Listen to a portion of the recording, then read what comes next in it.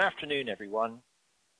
I'm Ray Welling, Editor-in-Chief of Workplace Info and Workplace OHS, and welcome to this timely webinar on how to prepare for a trouble-free Christmas party. I'm joined today by Larry Forsyth, Senior Manager, WHS and HR Consulting Services for Australian Business Consulting and Solutions. Larry, welcome. Good afternoon, Ray. Thanks for having me along. That's all right. Now, before we begin, I'd like to apologize to our audience because due to circumstances beyond our control, Paul Munro, the expert writer for Workplace Info, and Neil Napper from Lander & Rogers are unable to join us today. I'm going to cover off on the material that Paul was going to cover from our Ask the Expert archives. I also need to point out that the information provided in this webinar today is general information only, so it does not take into account your own particular work situation. Before acting on any information contained in this discussion, you should consider the appropriateness of the information having regard to your own objectives, work situation, and needs. So, it's Christmas time, a time to raise a toast with your employees to a job well done during the year. What could go wrong? Sadly, the answer is plenty. Just to give you a few examples of things that have ended up in the courts in Australia in recent history. There was an employee injured by a propeller after being pushed off a boat at a Christmas party. The employer was found liable for the injury caused. In another case, an offensive Christmas card was left anonymously on an employee's desk, and that led to a successful claim for compensation. Meanwhile, an employee ended up in hospital for 2 weeks after suffering burns during a Christmas function. The WorkSafe Authority in the relevant state successfully prosecuted the employees involved in the incident. And then there's sexual harassment. An employer brushed against an employee at a Christmas party. Damages of $20,000 were awarded. In another case, a golf club was held liable for the conduct of its president, who sexually harassed a female employee of the club at the end-of-year Christmas party.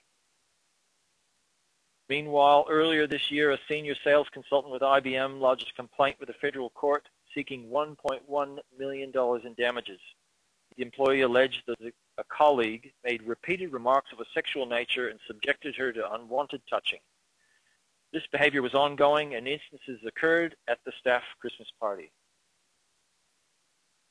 Finally, there was the case of the naked romp and sex in the bathtub at a Christmas after party. The employee involved ended up being dismissed, and the appeal against that dismissal was upheld. Now, we'll be talking a little bit more about this case a bit later as well. So, how do you stay out of the courts and off the cases page of Workplace Info and Workplace OHS? Larry, can you tell us a little bit about what employers need to do to head these problems off before they occur? Well, Ray, quite honestly, there is the process to follow. And my experience working with our clients from a health and safety perspective is that if the process is followed and due diligence is put in place, but overarchingly a risk management approach is the best way to go. So if you're looking for best practice across any health and safety arena, particularly from a Christmas party perspective, then it's about risk managing that from the very beginning. So I agree with you, a Christmas party is always a great opportunity to celebrate all the great work that's been done over the year. And sometimes in workplaces we actually don't have enough celebration, pomp, pageantry, feedback, all of those sorts of almost fluffy things, but it's important that this process is not about fluff. It's about, as I say, really managing it from a very structured way. Some of those things, or some of those items that need to be remembered from a risk perspective are, I suppose, from the very beginning, what is written in the organisational policy, and that can stem from, let's call it the Code of Conduct.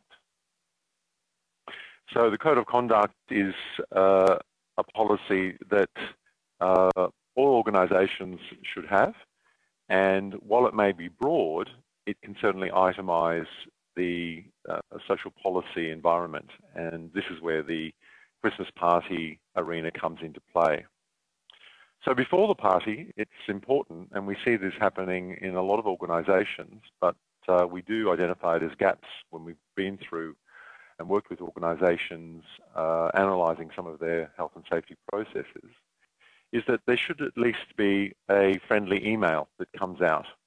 This can be sent from HR, it can be sent from the PCBU, the person conducting the business or undertaking, it can be sent from a manager, but it's basically a consistent message that comes out to staff to say, yes, enjoy yourself at the Christmas party, but make sure that there are some rules set in place. Some of those rules are around acceptable and unacceptable behaviour, and we certainly saw some unacceptable behaviour in those first two vids, Ray. I think it's also important to, as I mentioned, to refer to relevant policy, and it's also very important to emphasise that there should be restraint with alcohol. So most Christmas parties are going to be serving alcohol, and if they are, then it's about that there's certainly food that's served with the alcohol being served as well. So there are some general items that need to be identified, highlighted, and brought to the attention of staff, certainly before the party.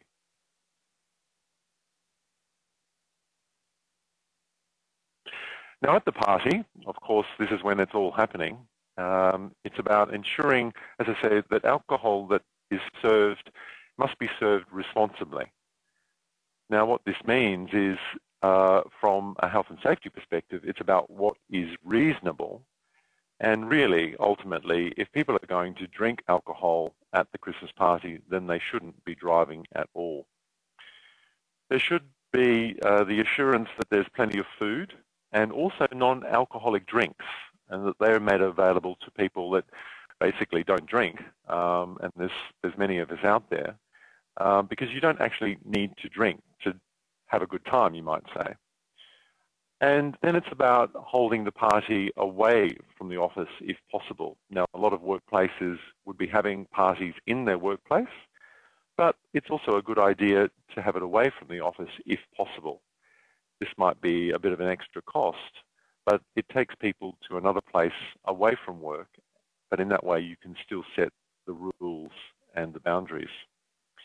So what we'll see over the next coming weeks is that Christmas parties will be held, and as I said, it is a time to celebrate the festive season.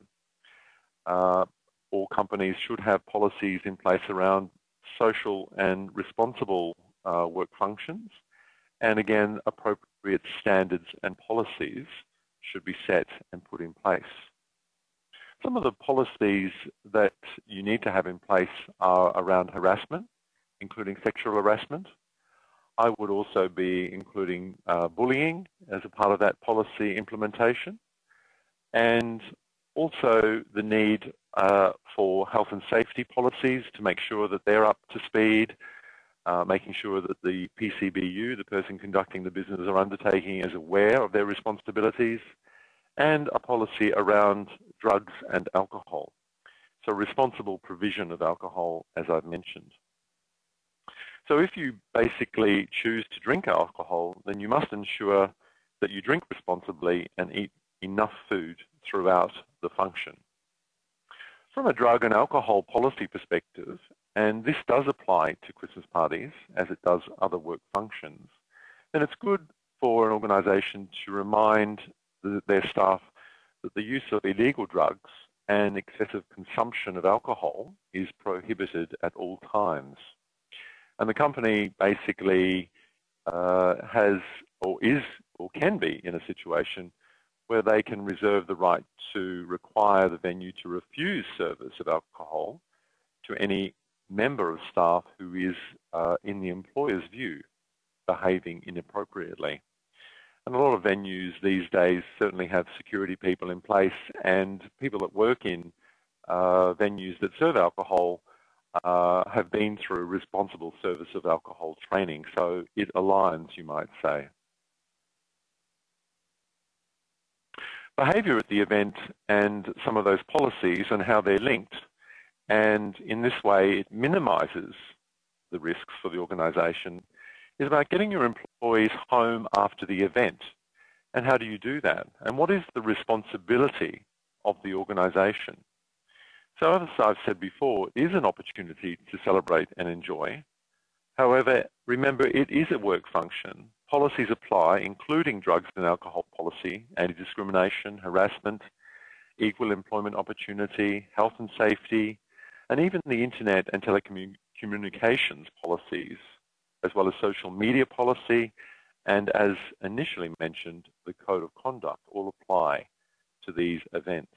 And in that way, applicable policies should be in place. Some of the examples of behaviour that are unacceptable and that I would consider are generally policies and behaviours that need to be in place would be about sending inappropriate emails and attachments, excessive consumption of alcohol, lurid jokes and party tricks, obscene or offensive language, behaviours, gestures, those sorts of things in general. It's also a good idea for the organisation to conduct a risk assessment. And basically that means going to the function or the venue where the function will be held, having a look to see what sort of furniture is there, the location itself, how large the area is, how many people you're going to be having at the venue, and what condition the venue is in as well. Obviously, you don't want to be having a social gathering, a Christmas party, in a venue that is looking unsafe, where things are going to break easily, or there are broken pieces around you, and that slips, trips and falls can actually take place. So it's an observational exercise initially, and some of the organisations that we've worked with and where we've designed checklists for them actually go in to that venue and into these sites and undertake a risk assessment by using a simple risk management checklist. This helps minimise the risks and places good records and information which links that information, as in the friendly emails, the policies, etc., going out to staff. From a return to work after party perspective, well, probably these venues or these Christmas parties are going to take place after work. But again, it's about keeping everyone informed. And so if your managers are aware of the policies, then they should be letting their staff know that the policies exist as well. Once the function is actually taking place and the party is in tow, it's about that if the manager or the PCBU, from a health and safety perspective, identifies that there is any unacceptable behaviour taking place, then it's about that they should be aware that they can actually step in.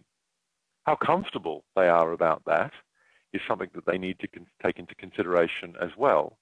And in that way, they may need to work in tandem, they may need to work in a buddy system, but it's about that individuals look out for themselves, but they also look out for each other. And this really is what we consider would be the responsibility of a manager, even at the work function, Christmas party, after work, etc. The other item to keep in mind here about everyone being informed is about insurances.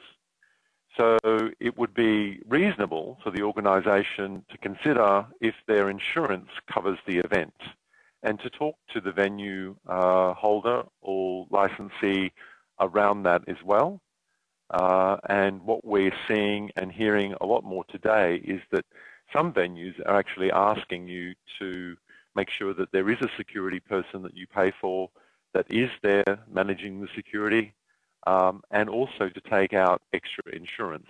We haven't seen that in a lot of cases, but we have seen that in some cases.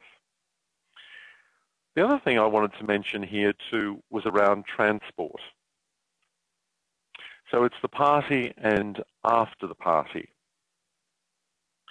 So I think it's important to certainly have a clear start and finish time. And normally we would see that on any party invitation.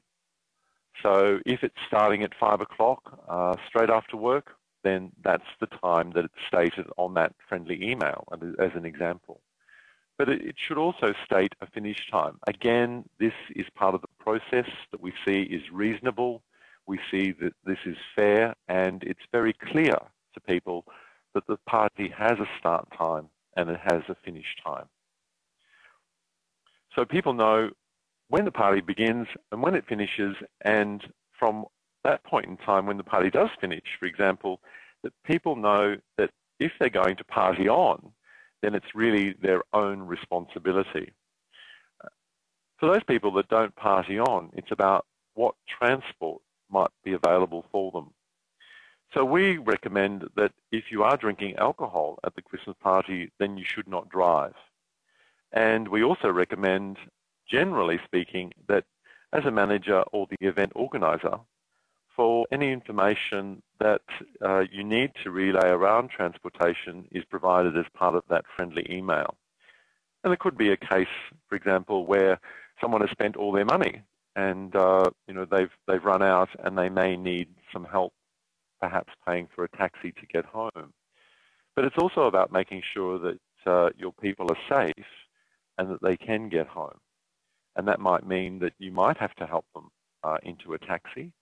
It doesn't mean to say that you need to necessarily ride home with them, but it's making sure that people leave in a reasonable way and that the behaviour that is portrayed and demonstrated during the party is acceptable, you might say. Now, Larry, that's great in terms of trying to prepare things ahead of time. Now, sometimes even with the best will in the world, some things will happen.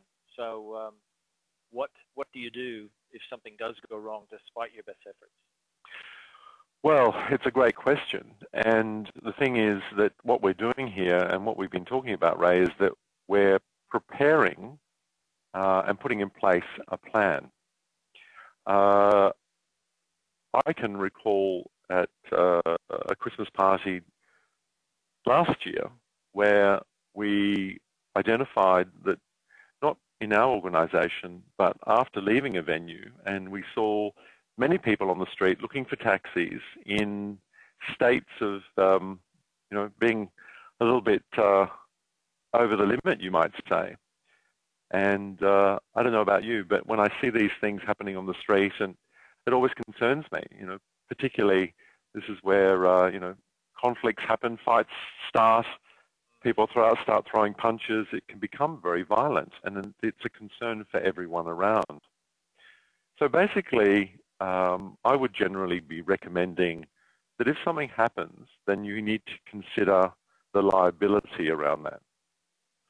So if you are the owner of the company, the PCBU, from a health and safety perspective, and remembering that the PCBU is about the person conducting a business or undertaking, that if they haven't put in place the friendly email, the policies, the information, set the times, the process, and the structure for the delivery and the party itself, then they actually could be more liable than not having done anything about it in the first place.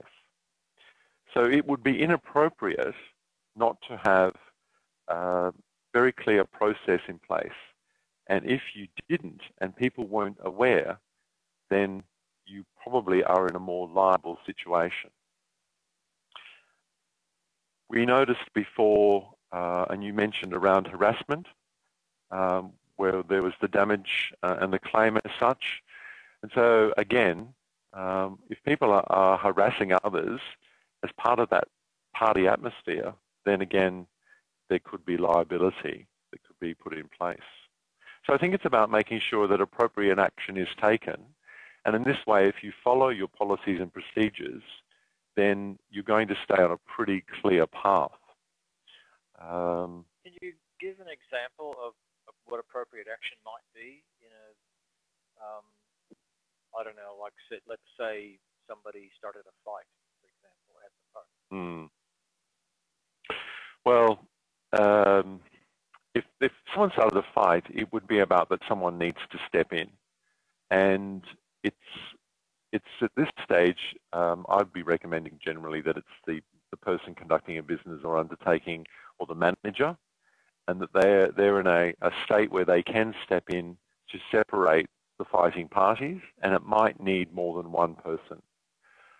Again, that's a risk management approach, because punches can be swung very easily, and if you're in the wrong place or in the wrong position, you can be actually hurt yourself. So you need to be very aware and highly aware of what's going on.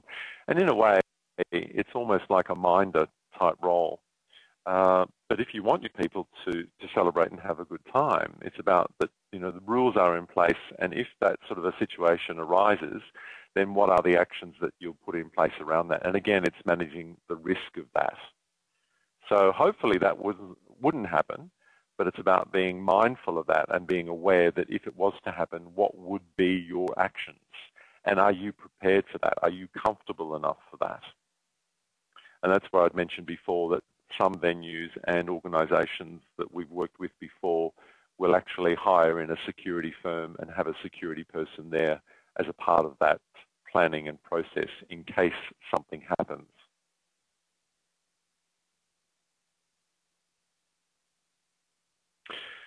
So, of course, you don't want to be in a position where you get caught out because you don't want to be liable. You don't want this to go any further than the Christmas party itself.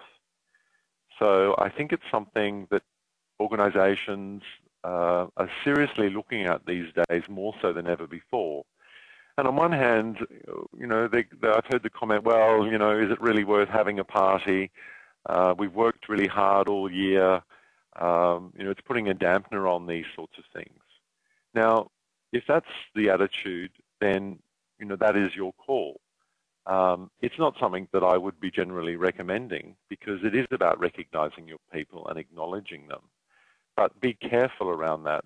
Make sure that you feel comfortable about that and that you have got the right process in place. So in the end, you don't want to get caught out, and you don't want to be held liable for cases that certainly could blow out of proportion.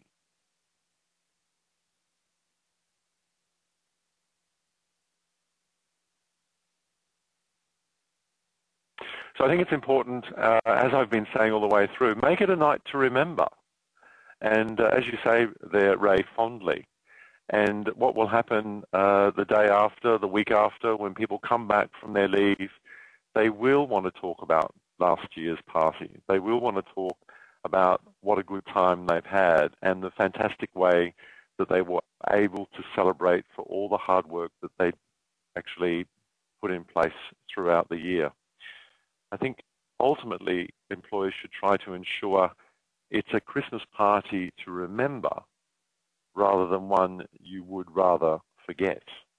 And remember for the right reason. Absolutely. I mean, people love to debrief about these sorts of things and talk about the funny moments and the good parts and the food and etc. You don't want it to be embarrassing moments for those that may have demonstrated some unacceptable behaviour. You want people to remember it for all the right things, all of the good things. Great. Well, thanks very much for that, Larry. Now, as many of you are probably aware, our Ask the Expert session on Workplace Info and Workplace OHS handles questions that come in from subscribers to the website, asking for tips regarding a whole number of different activities. And around this time of year, we do get a few questions that are on the topic of Christmas parties and other out-of-work functions. So I'm just going to go through a few of the questions that we've had in recent times and the answers that we've provided. So one question that we had recently was, what about employees who organize their own function and there is serious or offensive conduct? And, Larry talked about this a bit earlier about start times and finish times and trying to, make it clear that people are on their own. Well, sometimes they do organize their own activities with and you don't have any control over that. But what happens when something goes wrong? Well, the statutes as they stand now basically state that it's only in exceptional circumstances that an employer has the right to discipline or dismiss an employee in relating to something that they do in their what's considered out-of-hours private activities. And those exceptional circumstances would mean that the conduct really has to have a relevant connection with their employment. So following on question from there, what do they mean? What does the Fair Work Commission mean by exceptional? And when does it get to the point where it actually unfair dismissal become, or dismissal, and then cases of unfair dismissal become an issue? Well, in the Fair Work Act, what they say is that if the conduct is likely to cause serious damage to the relationship between employer and employee, if it damages an employer's interests, or if it's incompatible with that employee's duty, then it may fall into the category of exceptional. It doesn't happen that often, but there was quite a spectacular case that we reported on a couple of years back, and there was an after party, after Christmas party. It actually involved some employees of Telstra, and they organized a hotel room for a function that went on after the Christmas party was finished. And look, I won't go into too much of the detail, but it did involve, as I mentioned earlier, naked romps and sex happening in the room where other people were disturbed by what was going on and all that sort of thing. Anyway, to cut a long story short, one of the employees involved in this case was actually dismissed from the company, and then they took their case to the Fair Work Commission and attempted to get that dismissal overturned. And in fact, at the end of the day, the Fair Work Commission, or in this case, the Australian Industrial Relations Commission, upheld the original dismissal, and they said that it was actually fair because they said that the actions of the person involved was not sexual harassment, but that they said that it actually was inappropriate and inconsiderate, and that in the end the activity was upheld. So these are things that happen out of your control, but hopefully this won't happen to anyone this year for their Christmas parties, but it is something you need to keep an eye out for. Now, another question. Should you have a separate company policy dealing specifically with Christmas parties? Larry was speaking earlier about policies that deal with office functions, whether in or out of the office, but should you have actually one that deals specifically with Christmas parties? And the information that we had come back with on the website was that in most cases, the code of conduct that you would put in place covers circumstances such as Christmas parties. However, you may want to think about setting up a separate policy for company organized functions where alcohol is served. So it's probably the presence of alcohol is more important than the fact that it happens at Christmas time. And then, as I mentioned with this other case, if you have an out-of-hours conduct policy, that would cover some of the issues like that happened in the Telstra case, but it also covers attendance at things like company or business conferences. So if you make it clear to your staff what behavior is expected of them in those circumstances, then they will know what the boundaries are, and if they choose to cross those boundaries, well, then they're doing that in full knowledge.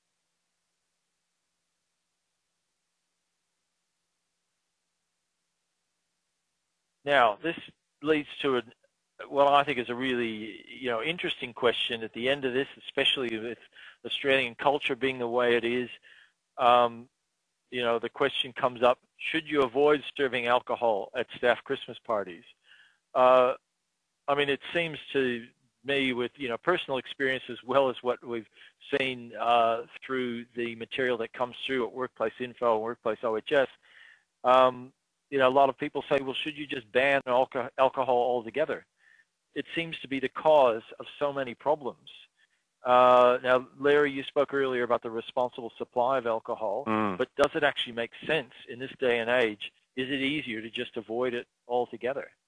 Well, it's an interesting question, and I know that some organisations that we've worked with have decided that they'll have a Christmas party and they won't serve alcohol. For example, in the government sector, they'll have a Christmas party, but they won't serve alcohol, particularly if it's on premises. But then a different environment, be it perhaps a corporate environment or private sector, then it's about that they do serve alcohol, and what are the terms and conditions around that as well? Well, again, the same applies, you might say. It's about what is the process, who will be in charge, who will take charge, and whose responsibility is it? So it's a collaborative effort, and in the end, it's about if you decide and you choose to have a party without alcohol, then that is your choice. Now, that might mean that not everyone will come to your party, and that's okay too, because really parties and social gatherings are around engagement, relationship building. It's a collaborative approach, but it's also about recognizing people for the hard work that they've done during the year, and to celebrate the momentous occasion that Christmas can be. So there is a choice around that. Should you avoid it? Well, that's completely up to the organisation. But in your experience, is there a trend towards having more parties without alcohol because of all of the increase in emphasis on work health and safety and those sorts of related issues? What do you see happening out in the workplace? What we see, and we've seen this probably over the last couple of years, where there are more and more, believe it or not, parties, social gatherings, and end of year that actually don't serve alcohol. Believe it or not, there are a lot of people that actually don't drink anymore, Ray. And so in this way, depending on what they choose to do, depending on how many people are actually attending, and it can be a bit of a vote, a bit of a collaborative thing, as I've said, that they'll make a decision. But with more people drinking less or not drinking at all, then it's also about that, people want to celebrate, but they don't want to go to a place where people are actually, getting drunk and behaving in an unreasonable manner. I don't know about you, Ray, but I don't want to be in that sort of environment. No, I agree. So I think it's certainly a good question. It's something to think about, and I don't think it puts a dampener on things. It's about what is the objective of the Christmas gathering, and to think of it like that. Hey, and I've heard people say things like, and it's not a term that I would use, it's not about a piss-up. It's about coming together, engaging, building relationships, and preparing and celebrating for the end of the year and into the next, you might say. Yep. And quite frankly, I think that makes things for employers easier.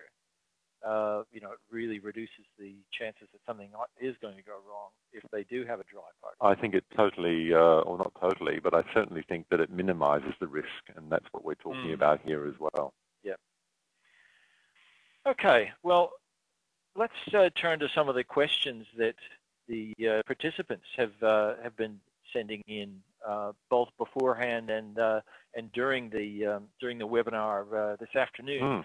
Now, sort of related to this alcohol question, we've actually got a couple of questions that have come in this afternoon relating to what happens when you have underage people at a Christmas party. Like, I think a lot more companies are now making their Christmas parties family events. So what happens? Well, I suppose one angle of it is alcohol, but even in general, what sort of things do employers need to take into consideration if there are going to be underage people attending a work Christmas party? Look, I think it's a common sense approach, and it's about the law. So, if you're going to have people that are underage, well, obviously people that are underage can't drink alcohol. So you need to make sure as an employer that you have soft drinks there, or you have other non-alcoholic drinks for those people, and that you actually you manage that very well. And whether it's separate sections or not, it's about that you do have that provision there, and that you monitor that you manage that, and you don't let that fly under the radar. I think they're certainly important things to think about. And so if you have underage people there, then provide for those people as well, because if you're going to invite them, then provide for them as well.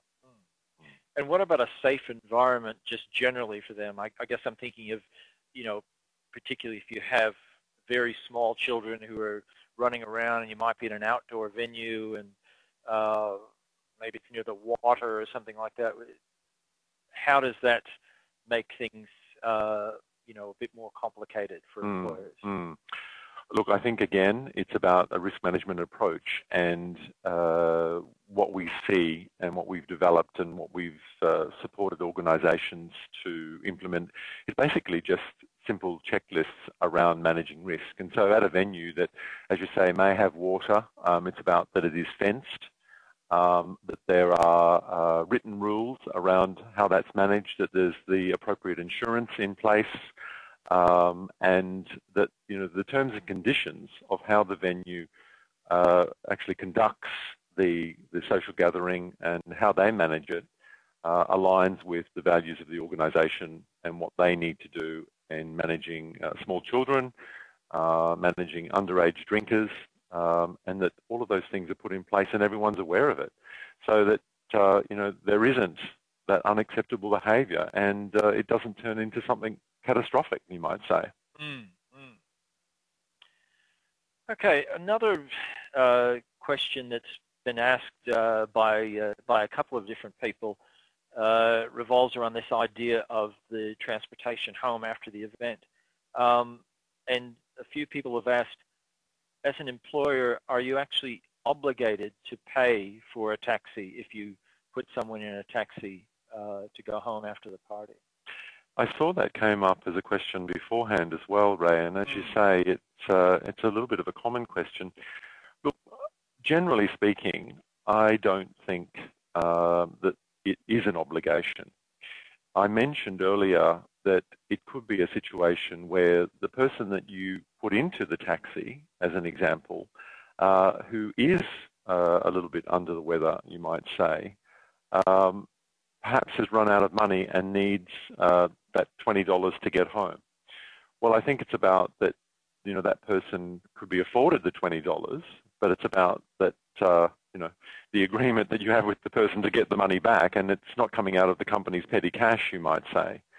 I haven't heard of cases where an employer would pay for people to get home in taxis. I've never seen it written in any rules or anything like that.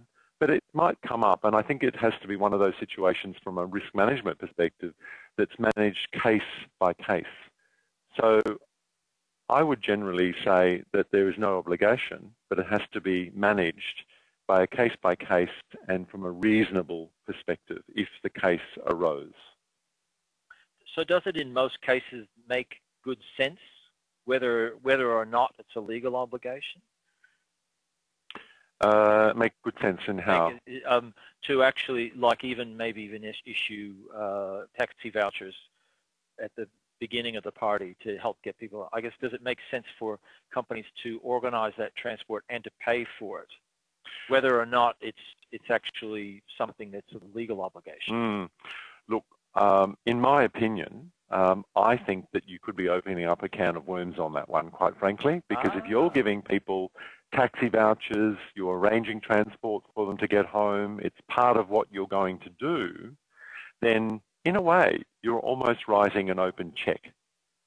And so it could be perceived as, all right, so for example, I work for Company A and we're supplying you all with a taxi voucher and a bus to get home at the end of the night. So let's have a good time, drink up, and let's see you actually act in an unreasonable way. I think you're opening up the can of worms. As I say, that's my opinion, and that's the way I'm looking at it.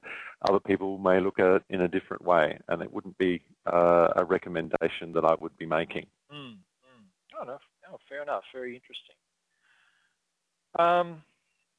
Okay, we keep returning to this idea of alcohol. It comes up in so many of the questions. Somebody had a question. They said, we're having an off-site function serving alcohol. How can we control how much they drink?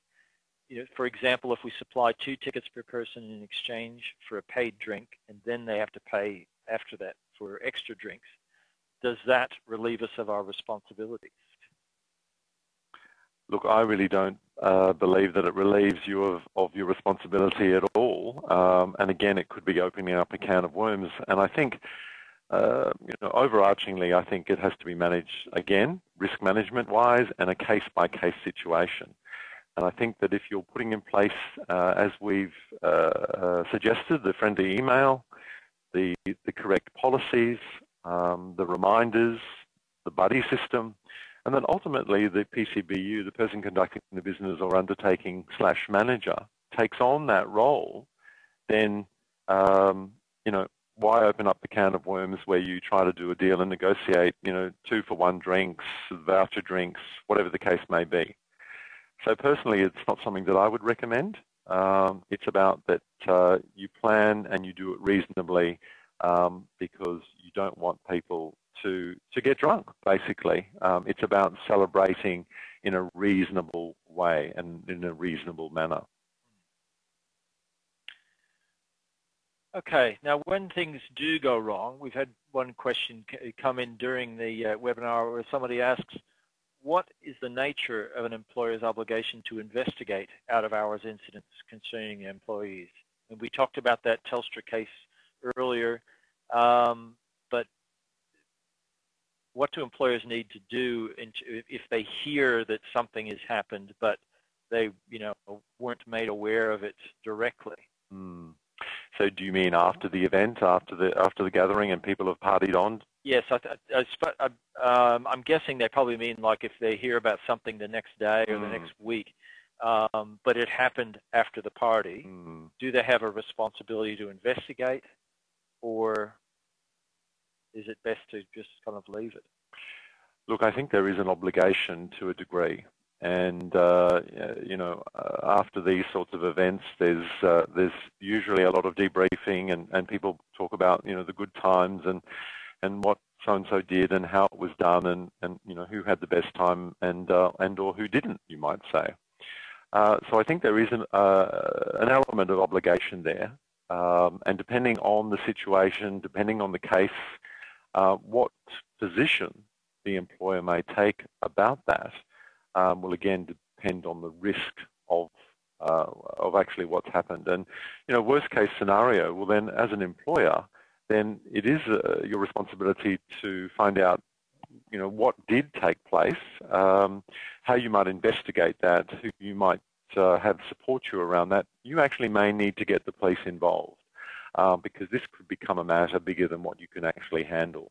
And so if it was a very serious offence where someone had been violated, harassed, and there'd been an incident on the road, a car accident, I don't want to paint too grey a picture here, but obviously as an employer, there is an element of obligation there because as an employee, well, you would want to find out, wouldn't you, particularly if there was a staff member that had been injured after the event. It doesn't mean to say that you are liable around it, but it would be certainly something that you'd want to know about, you might say. And so if you've covered off, you've got those friendly emails in place, you've got the right policies, that you've got some systems, you've got that buddy, and you are managing the event, and people are aware of that, and the boundaries have been set and the rules are in place, then the liability, the risk is minimized. Yep. Now that makes sense. That makes sense. All right. Here's an interesting question that's come in. Somebody has asked, what do you do when the workforce is mainly female? I'm not sure exactly what they mean by that, but no, I'm not sure either, Ray, to tell you the truth. Conversely, what about when the workforce is mainly male? I really don't know what that means. I think, male, female, we're all human beings. The same principles apply, quite frankly. And whatever you do for females, you do for males as well. Yeah. Okay. I guess maybe what they meant was if you need to put any extra guidelines in place. Oh, sorry. We're actually, thank you, Ivana, for updating that. Referring to providing a taxi after the event.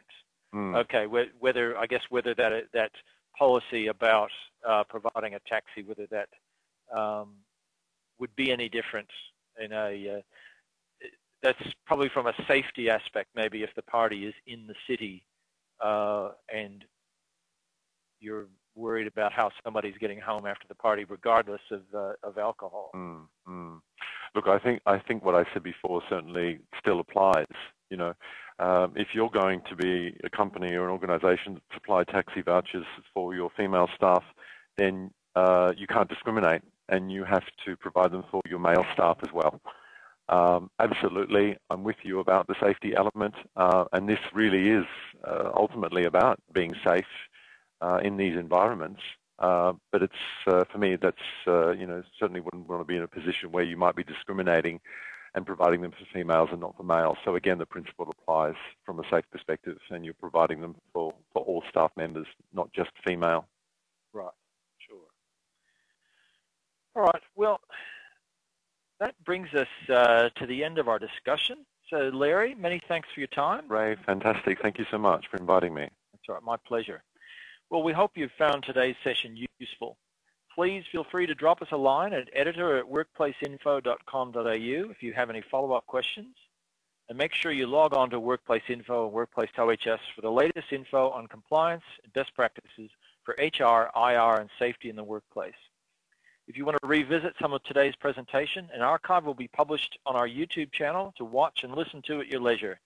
The URL will be included in our follow-up correspondence with you.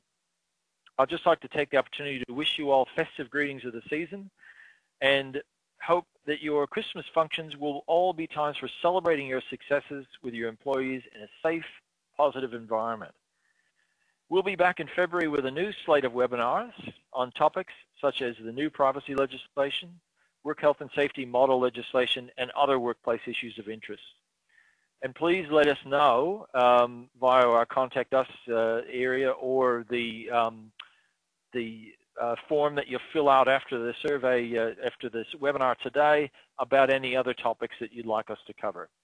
As always, thanks for your time and best of luck with your work.